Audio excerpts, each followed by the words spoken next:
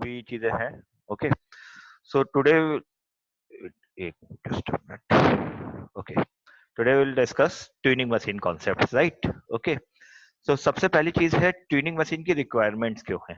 Okay, तो machine हम लोगों ने जो अभी तक पढ़ी है वो पढ़ी हम लोगों ने finite automata, right, push down automata, और अभी आज हम लोग जो कॉन्सेप्ट सीखने जा रहे हैं that is a tuning machine concept, right? तो जब हम ट्यूनिंग मशीन कॉन्सेप्ट की बात करते हैं तो सबसे पहला क्वेश्चन होता है ट्यूनिंग मशीन की रिक्वायरमेंट क्यों है, राइट? तो ट्यूनिंग मशीन रिक्वायरमेंट इसलिए है क्योंकि सबसे पावरफुल मशीन है। पावरफुल किस सेंस में है? अगर हम फाइनाइट ऑटोमेटा की बात करें तो फाइनाइट ऑटोमेटा में हमारे पास में हम किसी भी चीज को स्टोर नहीं कर पाते थे।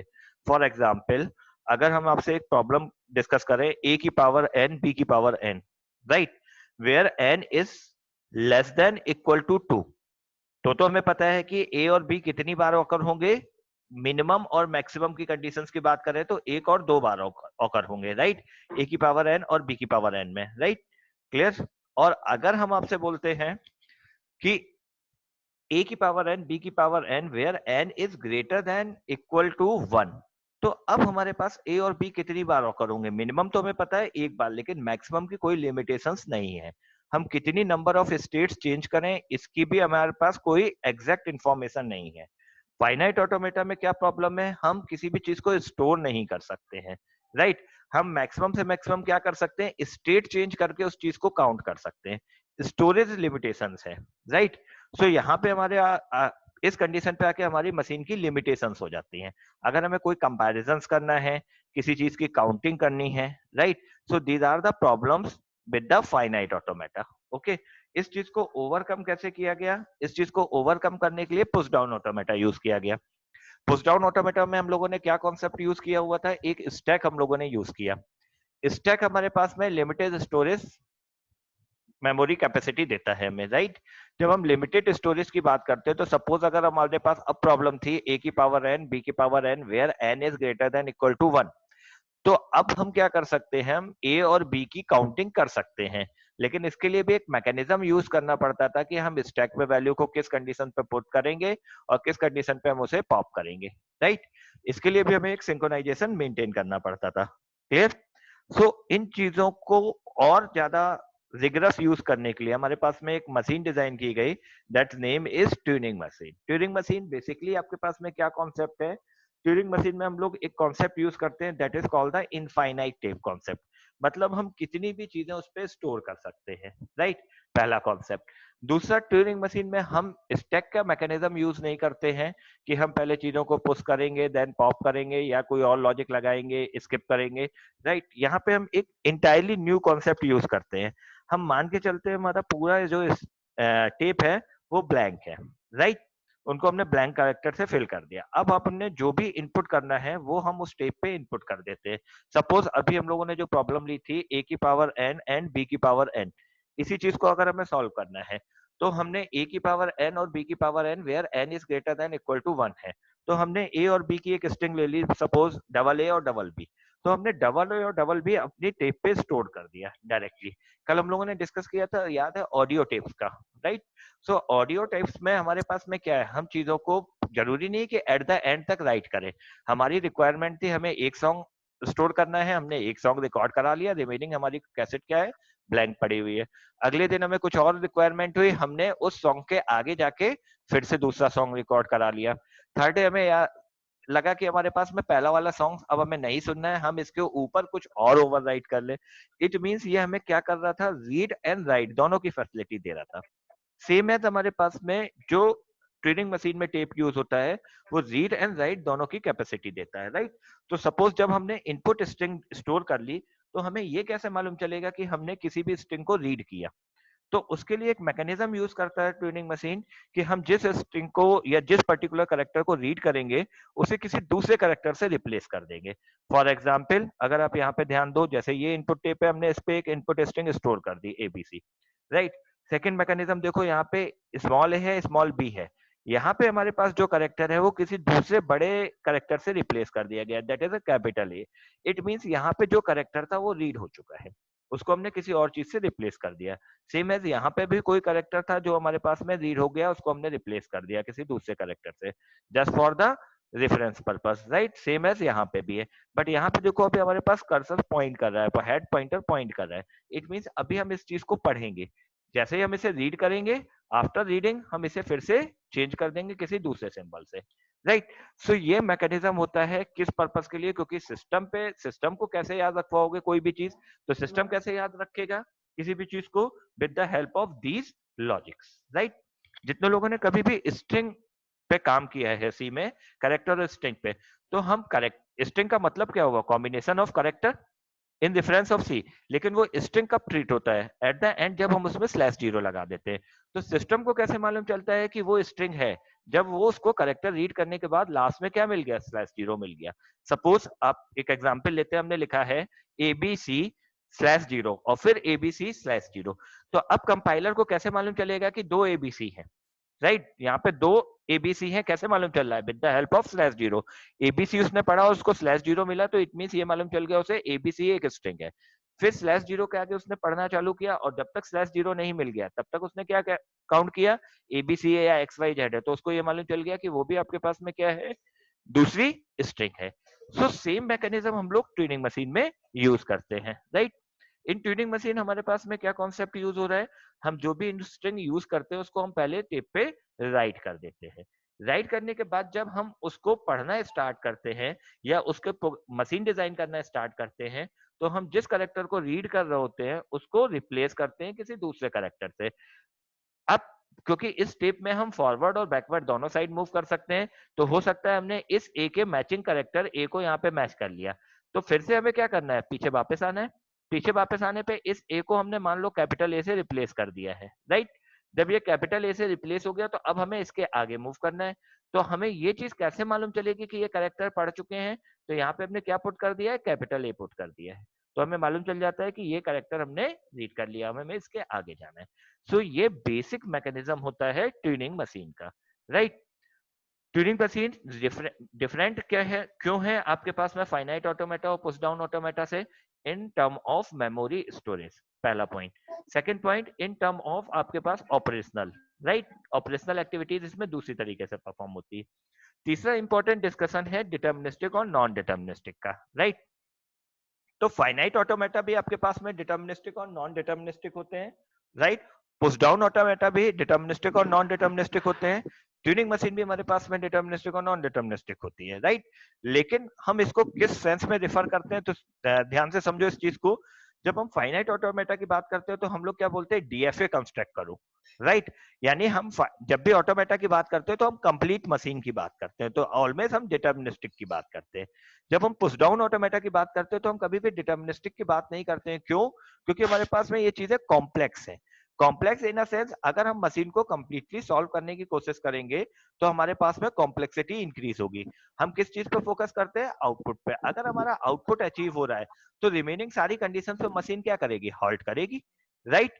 ये आपके पास में डेड स्टेट पे जाएगी, तो हम उनको केयर ही नहीं करते। It means that is don't care conditions हो गई, क्लियर। सेम एज चीज हमारे पास में ट्यूनिंग मशीन में भी है। हम कंप्लीटली ट्यूनिंग मशीन को कंप्लीट नहीं करेंगे, हम केवल ट्यूनिंग मशीन में क्या करेंगे, अपनी जो प्रॉब्लम है उसे सॉल्व करने की कोशिश करेंगे। In real world example, for example आप एग्जामिनेशन दे रहे हो और आपको पता है चीटिंग करना अलाउ नहीं है, बट फॉर्चुनेटली आगे वाला एक स्टूडेंट उठा और उसको याद नहीं रहा अपनी कॉपी बंद करने की, राइट। कॉपी ओपन है, ओके, और वो उठ के आपके पास में किसी दूसरे काम के लिए आपके पास रेस्टरूम में गया हुआ है। एट दैट टाइम आपको वो क्वेश्चन विजिबल हो रहा है। अब आपने कोई भी एफर्ट नहीं किया है, इंटेंशनली वो काम नहीं किया, अनइंटेंशनली वो काम हो गया है, राइट।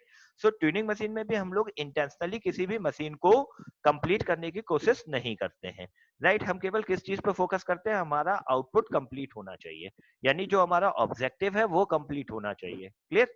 सो ट्यूनिंग मशीन और पुश डाउन ऑटोमेटा हमेशा किस तरीके के डिफॉल्ट बिहेवियर को होल्ड करते हैं, नॉन डिटर्मिनिस्टिक को। यहाँ पे यस लिखा हुआ है डिटर्मिनिस्टिक इन नेचर, क्योंकि हम ट्यूनिंग मशीन में हमेशा ये मान के चलते हैं कि कोई भी ट्यूनिंग मशीन है वो हमेशा हमारे पास स्पेसिफाई प्रॉब्लम को सॉल्व करती है, इसलिए उसका डिफॉल्ट नेचर किस तरीके का मान के चला जाता है, डिटर्मिनिस्टिक मान के चला जाता है, राइट। नाउ अब आते हैं इसके डेफिनेशन पार्ट पे, यानी थ्योरेटिकल पॉइंट्स पे। ये एग्जाम में क्वेश्चन पूछा भी जाता है। तो सबसे पहला क्वेश्चन है, ट्यूनिंग मशीन किसने इन्वेंट करी, तो एलन ट्यूनिंग ने आपके पास में जनरेट करी है 1936 में। अब पहली चीज आती है कि जब हमने ट्यूनिंग मशीन देखी हुई है या ट्यूनिंग मशीन की बात करी, तो ट्यूनिंग मशीन इतनी पावरफुल क्यों है?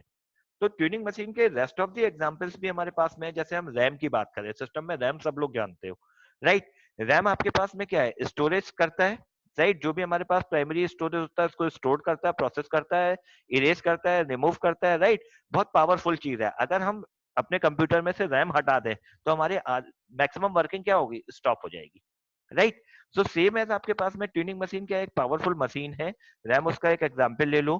यानी अगर हम सिंपल सेंस में बोले तो हम कंप्यूटर में जो भी काम करते हैं, राइट, वो हम सारे के सारे काम किस पे कर सकते हैं? ट्यूनिंग मशीन पे कर सकते हैं। क्लियर? सो अब ट्यूरिंग मशीन आपके पास में किस तरीके के ग्रामर पे डील करती है? Type zero grammar. अगर आपको याद हो, कल भी हम लोगों ने डिस्कशन किया था type zero, type one, type two, type three grammar का, right? So type two, type three हमारे पास में ग्रामर किसके लिए थी? रेगुलर एक्सप्रेशंस के लिए थी, राइट? टाइप टू ग्रामर हमारे पास में किस लिए थी? पुश डाउन ऑटोमेटा के लिए थी, राइट? टाइप वन ग्रामर हमारे पास में किसके लिए थी? लीनियर बाउंड ऑटोमेटा के लिए थी, जिसको हम लोग बहुत रेयर यूज करते हैं। एंड टाइप जीरो ग्रामर हमारे पास किसके लिए है? ट्यूनिंग मशीन के लिए है, और जिसको हम लोग इन्यूरेबल रिकर्सिव लैंग्वेज भी बोलते हैं। इट मींस हमने इसमें रिकर्सन का फंडा भी यूज किया है, इसमें कुछ और मैकेनिज्म यूज किए हैं, राइट? टाइप जीरो ग्रामर मतलब होता है अनरिस्ट्रिक्टेड। अनरिस्ट्रिक्टेड का मतलब है हमें किसी भी तरीके की रिस्ट्रिक्शंस यूज नहीं करनी है, हम कैसे भी ग्रामर को लिख सकते हैं, राइट? जैसे अगर हम आपसे बोले इंग्लिश और हिंदी लैंग्वेज की बात करें, तो जब हम लोग हिंदी बोलते हैं तो हम लोग ग्रामर का सेंस नहीं रखते हैं, क्योंकि वो हमारी मदर टंग है, हमें उसका सेंस समझ में आता है, हम किसी भी तरीके से सेंटेंस को बोल देते हैं, क्लियर? लेकिन जब हम इंग्लिश बोलते हैं तो हम क्या करते हैं? ग्रामर का सेंस रखते हैं। रिवर साइड, जब कोई अंग्रेज आपके पास में या अदर फॉरनर्स जो होते हैं, वो अगर आपके पास में हिंदी ट्रांसलेट करते हैं तो वो जेंडर सेंस खत्म कर देते हैं, या आपके पास में जो ग्रामर सेंस है उसको खत्म कर देते हैं, राइट? तो सेम एस चीज है यहाँ पे। जब हमारे पास हम ट्यूनिंग मशीन की बात करते हैं, तो ट्यूरिंग मशीन में हमारे पास में किसी भी ग्रामर को हम हैंडल कर सकते हैं, चाहे वो रेगुलर हो, चाहे वो कॉन्टेक्स्ट फ्री हो, चाहे वो कॉन्टेक्स्ट सेंसिटिव हो। सारी ग्रामर हमारे पास में इस पर्टिकुलर टाइप जीरो ग्रामर के अंदर हैंडल हो सकती है। It means this is a super set, right? Now next part पे आते हैं। The tuning machine consist of a tape of infinite length on which read and write operation can be perform.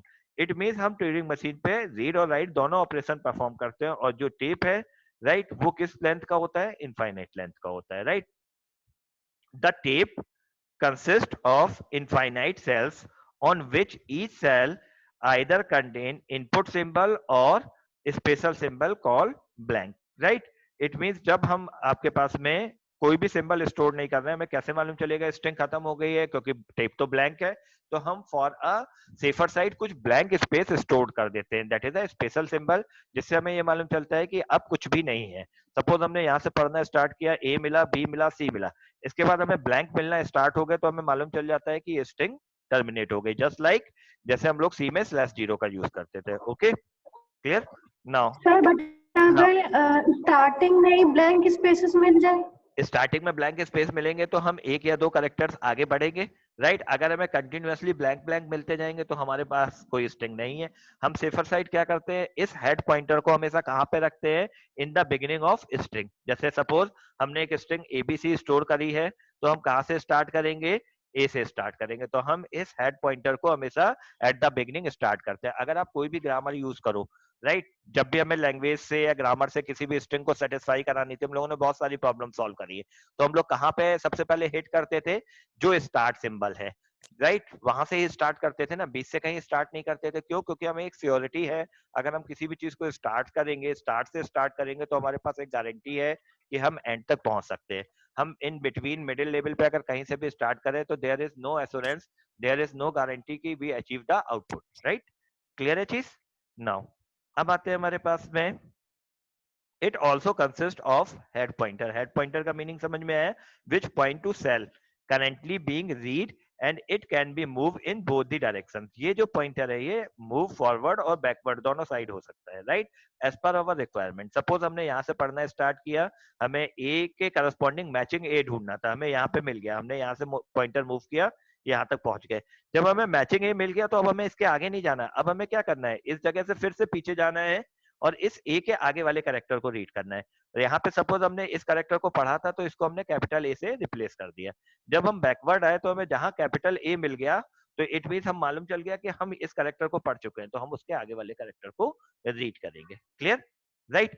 जब हम tuning machine की बात करते हैं तो ट्यूनिंग मशीन में अब आपके पास में जो डेफिनेशंस है वो 7 टपल डेफिनेशंस है, राइट। इन 7 टपल डेफिनेशंस में हम लोग क्या यूज कर रहे हैं?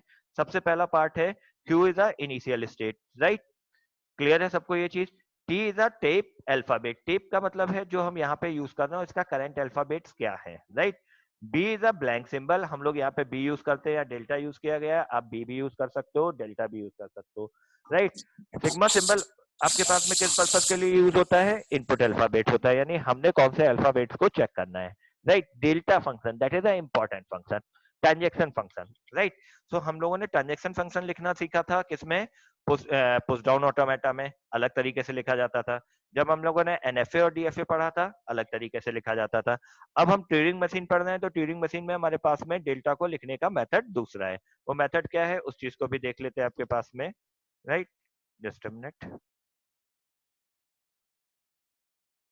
ओके, विजिबल था। चलो अभी उस चीज को डिस्कस कर लेते हैं कैसे लिखा जाता है, राइट। यहाँ पे हमारे पास में क्या लिखा हुआ है? जैसे Q इंटू टी, राइट। सो Q इंटू टी का मतलब क्या है? Q आपके पास में फाइनाइट सेट्स है, ठीक है, सेट ऑफ स्टेट है, और T आपके पास में क्या है? टेप सिंबल है।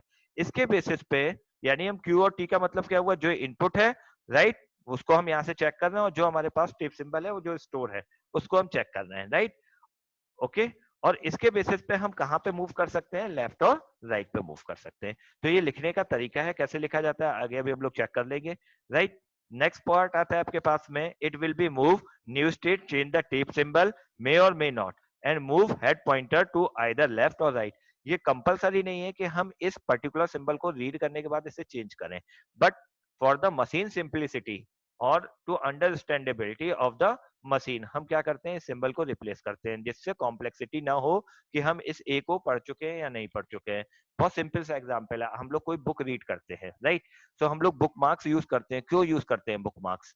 बहुत सारे लोग यूज नहीं करते हैं। अगर बुक मार्क्स यूज नहीं करते हैं तो हमें क्या करना पड़ता है? पेज पलटना पड़ता है बार बार और देखना पड़ता है हम कहाँ तक पढ़ चुके हैं, राइट। और अगर हम बुक मार्क्स यूज कर रहे हैं तो हमें कहीं भी पेज नहीं पलटना, हम सीधे उसी पर्टिकुलर सिचुएशन पे जाएंगे, उस पर्टिकुलर पेज पे जाएंगे और वहां से रीड करना स्टार्ट कर देंगे। तो यहाँ पे भी यही कॉन्सेप्ट है आपके पास में कि हम ए को कैपिटल ए से क्यों रिप्लेस कर रहे हैं, कैपिटल एक्स से क्यों रिप्लेस कर रहे हैं? Just for the simplicity, is not a compulsory conditions, right, is just for the simplicity point of view, right. Meaning clear है? So and Q0 is a initial state and F is a final state. Meaning clear? So ये आपके पास में definition part है। अगर आपसे कोई पूछता है ट्यूनिंग मशीन डेफिनेशन, तो 7 टपल डेफिनेशन है, इस टपल्स को आपको एक्सप्लेन करना है, राइट। नाउ अब आते हैं आपके पास में नॉर्मल कंडीशंस की बात करें तो पहला पॉइंट हम लोगों को क्लियर है, input tape having a infinite number of cells, और हर एक सेल में केवल एक ही एंट्री आएगी। सपोज अगर हम स्ट्रिंग की बात करते हैं ABC, तो ABC का मतलब क्या हुआ? एक करेक्टर है, B एक करेक्टर है, C एक करेक्टर है, राइट। हम लोग सी वाला ही कॉन्सेप्ट यूज करके चलेंगे, string is a combination of character. So हर एक स्ट्रिंग के करस्पॉन्डिंगली हर एक करेक्टर को अलग अलग सेल में स्टोर करेंगे, right. each cell containing one input symbol and thus the input string can be placed on tape. The empty tape is filled by the blank character B से या फिर data symbol से, right. Next part आता है the finite control and the tape head which is responsible okay for reading the current input symbol, right. Clear है चीज? तो ये जो हमारे पास में हेड पॉइंटर होता है ये आपके पास में रिस्पॉन्सिबल होता है किसके लिए? करेक्ट सिंबल को रीड करने के लिए। The tape head can be move left और राइट, इसको हम as per our requirements left और राइट कहीं पे भी मूव करा सकते हैं, राइट।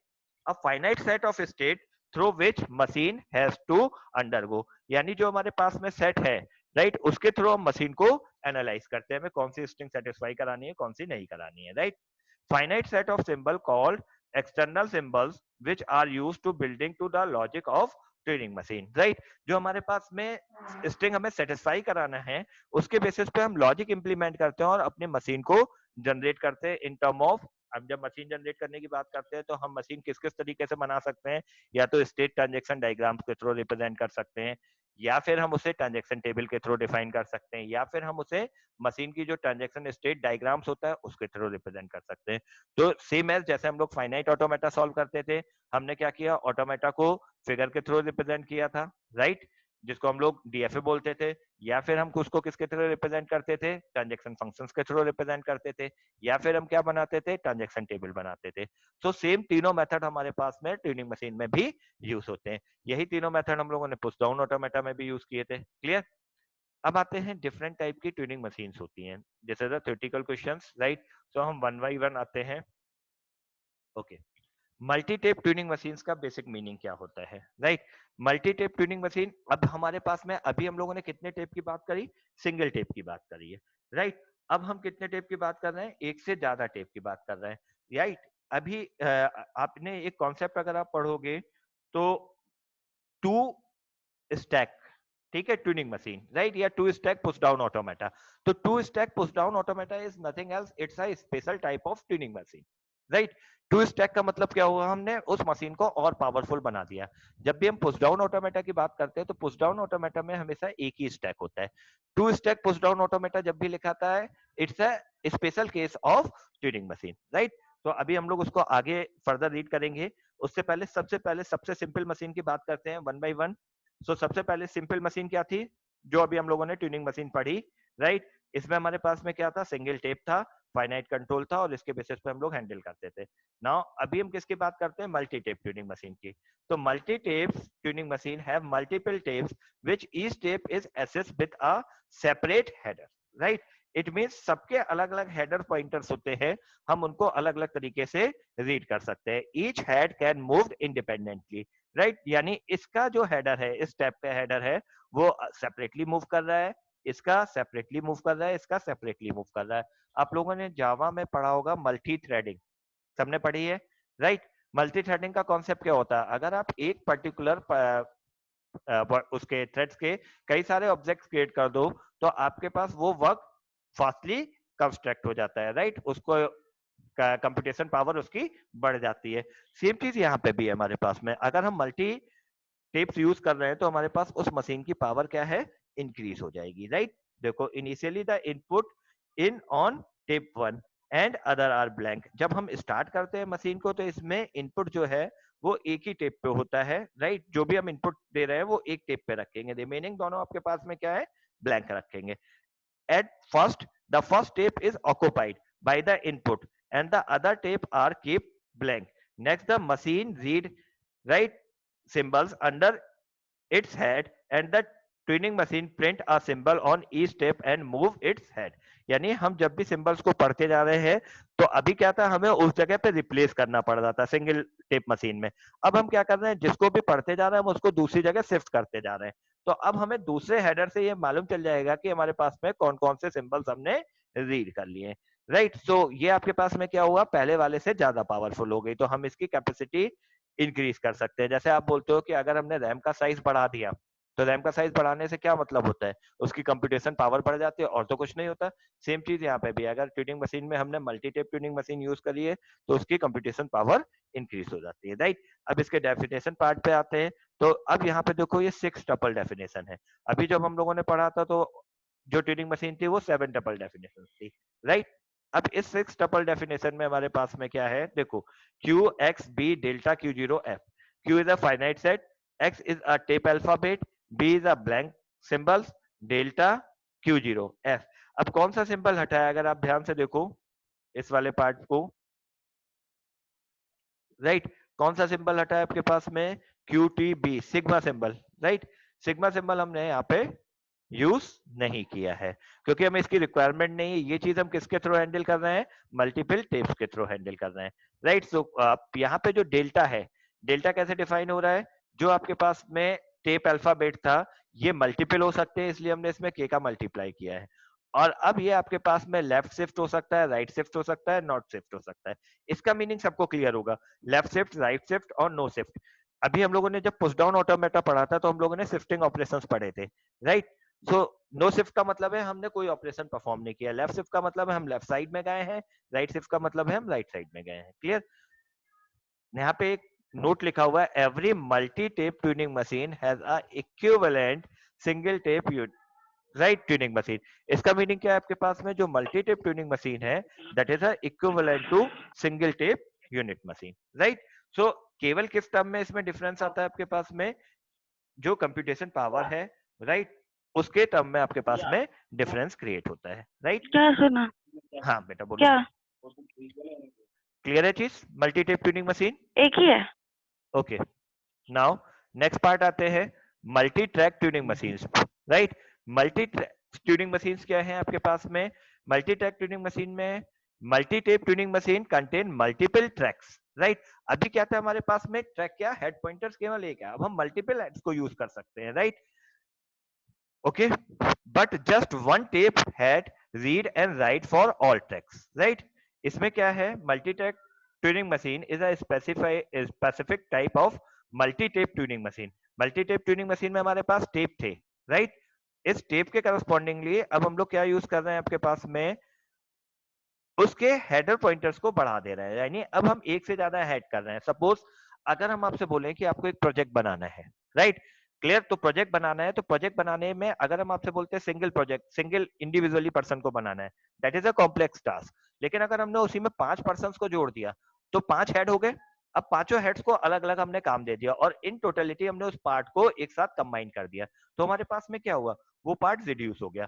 क्लियर। सो सेम चीज यहाँ पे भी है, देखो it's a specific type of multi tape tuning machine contain multiple tracks, right, but just one tape head read and right all the tracks. It means यहाँ पे हमारे पास में कई सारे वो हैं हेडर पॉइंट्स हैं, लेकिन जब भी रीड एंड राइट करेंगे तो हम किसी एक के थ्रू करेंगे, क्लियर।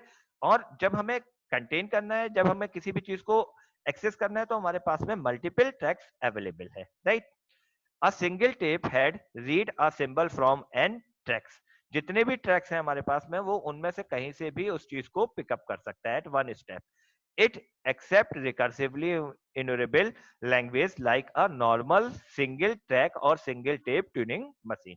जैसे वर्किंग उसी तरीके से है, बट हमारे पास में क्या है, स्टोरेज कैपेसिटी भी इंक्रीज हो गई, कंप्यूटेशन उस पावर इंक्रीज हो गई, right. Now a multi track tuning machine can be formally described in 6 tuple, right. अब यहाँ पे सिग्मा यूज हो गया आपके पास में, राइट, जबकि पहले वाले में सिग्मा की जगह बी यूज हो रहा था, right. So this is the difference.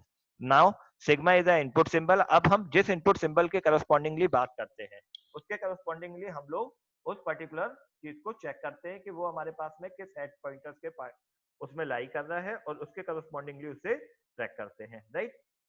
Okay, यहां तक की चीज क्लियर हुई। अब आप लोग अनम्यूट करके मेरे से डिस्कस कर सकते हो।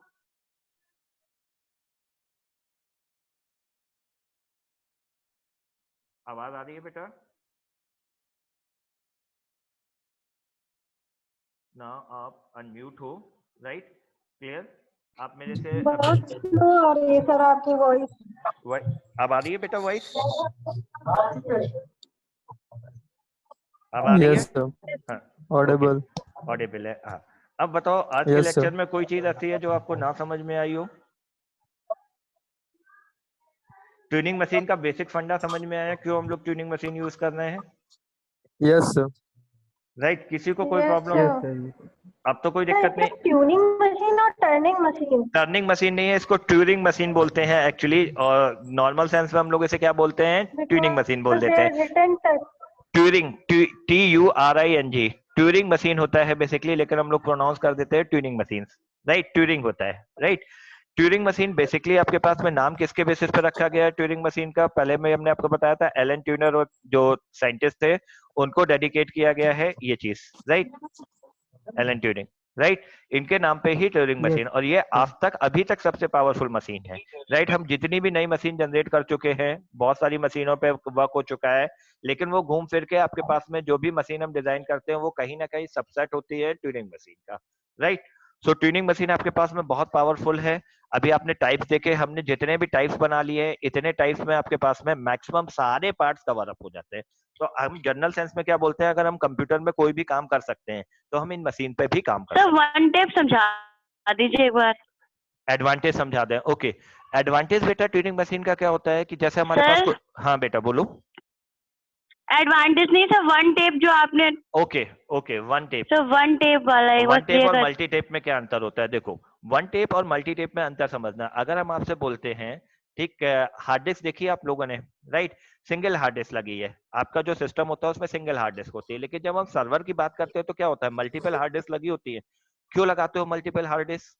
सबसे पहली चीज स्टोरेज के लिए, दूसरा आपके पास में बैकअप के लिए, तीसरा आपके पास प्रोसेसिंग फास्ट हो, यही काम होता है।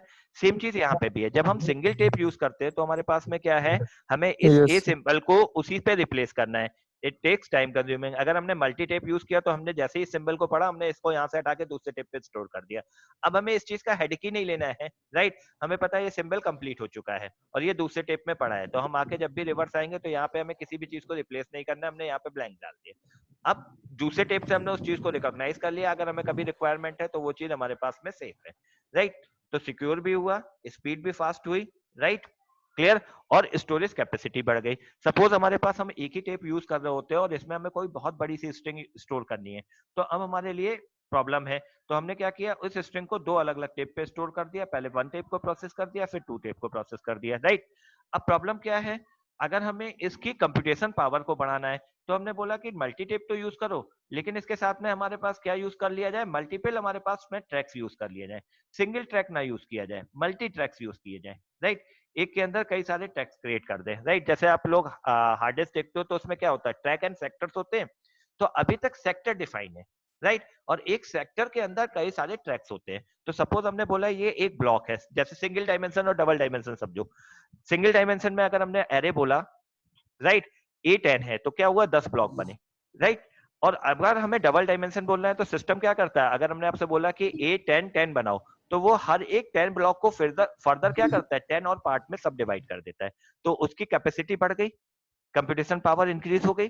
सेम चीज यहाँ पे भी है कि हम मल्टी ट्रैक क्या कर रहे हैं, टेप तो मल्टी टेप है और हर एक टेप के करस्पॉन्डिंग हम लोग क्या कर रहे हैं, नंबर ऑफ ट्रैक्स को इंक्रीज कर दे रहे हैं। तो अब हमारे पास में क्या है, स्टोरेज कैपेसिटी बढ़ जाएगी, कंप्यूटेशन पावर बढ़ जाएगी, क्लियर। जहां तक की चीजें क्लियर हैं, इसके बाद हम लोग आगे डिस्कस करेंगे इसके नेक्स्ट Yes, पार्ट sir. पे। बट नेक्स्ट पार्ट डिस्कस करने से पहले अब अगले लेक्चर में हम लोग इसके न्यूमेरिकल पे स्टार्ट करेंगे। तो ऑलमोस्ट आपके पास में एक लेक्चर एक न्यूमेरिकल सॉल्व हो पाएगा, हम उससे ज्यादा सॉल्व भी नहीं करेंगे। रीजन ये है कि आपको ये चीज समझ में आनी चाहिए। वो हम लोग 5 to 6 प्रॉब्लम सॉल्व करेंगे जो यूपीटीयू पॉइंट ऑफ व्यू पे इंपॉर्टेंट है। वन मोर थिंग, आप लोग लास्ट ईयर पेपर डाउनलोड कर लो, AKTU नोट्स करके साइट है, राइट, वहां से आप लास्ट ईयर पेपर डाउनलोड कर लो 2-3 साल के, राइट, उन्हें सॉल्व करना स्टार्ट करो। आप लोग पीडीए तक कंप्लीट कर चुके हो, यानी आप अपने पेपर का 60% और 70% पार्ट सॉल्व कर सकते हो, राइट।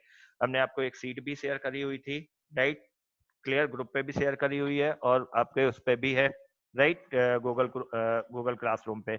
इन न्यूमेरिकल्स को आपको सॉल्व करना है, सॉल्व करने के बाद आपको गूगल क्लासरूम पे सबमिट कर देना है, राइट। हमने उस पर डेट नहीं, आपको असाइन टाइम नहीं दिया हो, बट संडे तक आप सबमिट कर सकते हो, क्लियर। और अगर किसी को कोई भी चीज डाउट करती है तो सैटरडे हम लोग एक बार इस सीट का डिस्कशन कर लेंगे, राइट, ओके। किसी को कोई प्रॉब्लम है, जस्ट रिस्पॉन्स मी, ओके। Okay, और sir. ओके, और आज का लेक्चर अभी मैं यूट्यूब पर डाल दूंगा, यूट्यूब चैनल का लिंक आप लोगों के पास में है, ट्यूनिंग मशीन डिस्कशंस, पार्ट 1, तो आप उसे गो थ्रू कर सकते हो, clear, okay, thank you, Yes, sir. Yes, okay, sir. Okay बेटा, Okay, sir. Thank you, sir. Thank you बेटा।